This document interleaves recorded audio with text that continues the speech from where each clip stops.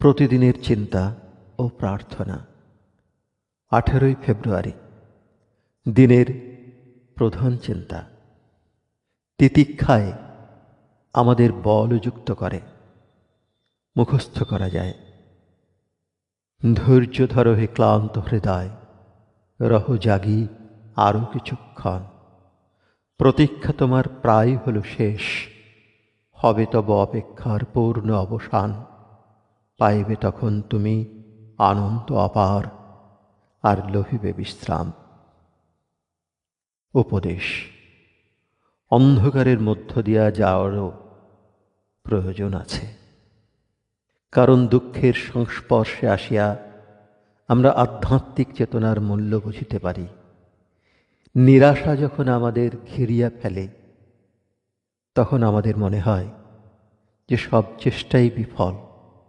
ওই সময়ই আমাদের দৃঢ়ভাবে দাঁড়াইয়া থাকিতে হইবে।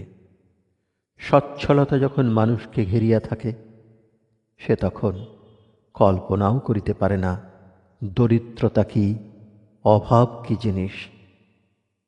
ঠিক সেই রকম যখন আমরা আধ্যাত্মিক চেতনায় পূর্ণ হইয়া থাকি, তখন কি বুঝিতে পারি ইহার অভাব আমাদের অন্তরে কত ব্যথা, কত যাতনার সৃষ্টি করিবে।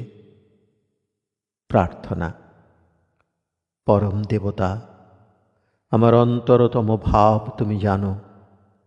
জানো তুমি আমার কি শক্তি আর কত দুর্বলতা।